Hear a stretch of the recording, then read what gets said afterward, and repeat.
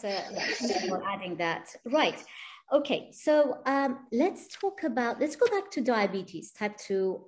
When you mentioned that the newly diagnosed patients have greater or higher rate of success. Yes.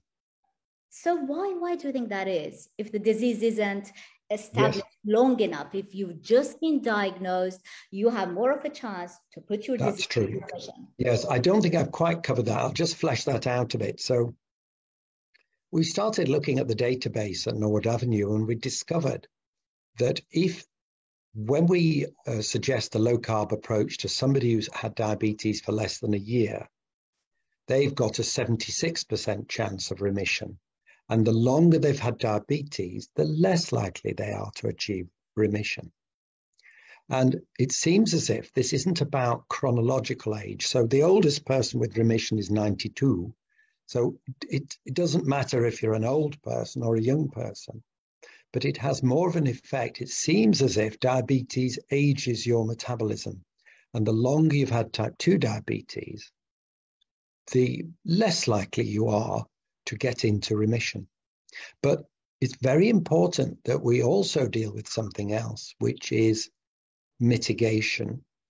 So the other thing I've discovered is that if you have very poorly controlled diabetes, a high hemoglobin A1C, a high average sugariness to your blood, then those are the very people who get the greatest improvements in their hemoglobin A1C, the ones with worse control.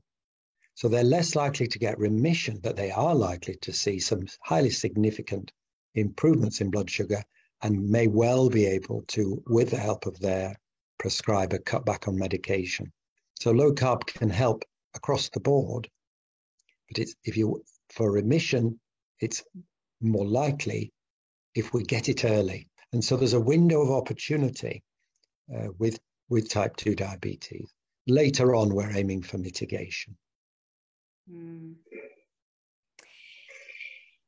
Okay, so you were using the word remission, and some other professionals use the word reversal, and people are getting confused, I think, at this point, because I've had both words used. Are they the same thing? What are we talking about? What's the difference, and which one is better words?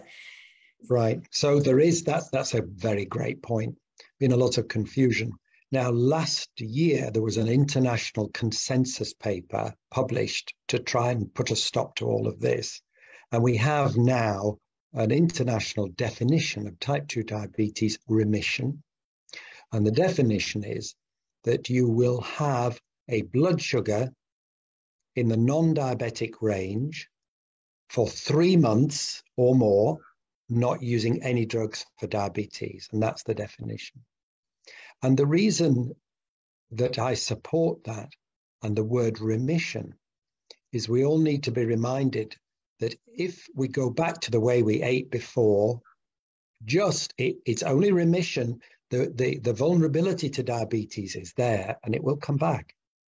So if you go back to how you ate before and you put on weight, it is likely, and I have seen this many, many times, people in remission who go on holiday, or they're a carb addict, or Christmas, or whatever. One of these, the worst offenders are these cheap holidays where you've bought all your food in advance, and then they feed you junk in large quantities, and then people's appetite ramps up.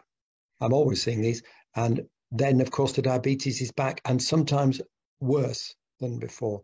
So I have come to think that remission is a useful reminder to all of us, the need for vigilance and ongoing care, really. So I think remission is one thing, but the second is how are you supported to keep that remission going? How do we manage maintenance?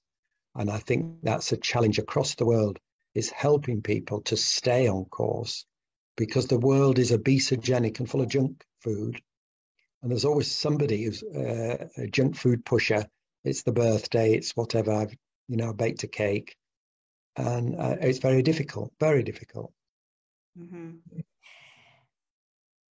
Yes, I understand. That's a great point, great explanation. I love the word remission as well, because reversal can give that false sense of security to people. I think when you tell them, oh, you've reversed your diabetes, then Yes. they may assume that they've also reversed their predisposition to diabetes. So Yes, the risk is exactly. gone. The risk doesn't go away. The risk is there. No, there is, I can explain if you're interested as to why some people are still using the word reversal and correctly. And this comes from the work of Professor Roy Taylor at Newcastle University. He's Evans, he's a giant in the diabetes world.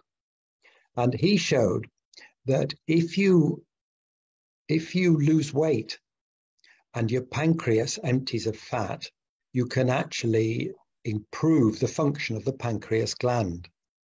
And that those people, while the fat is absent from the pancreas, have a better response to a sugary food than they would have done before they lost the weight.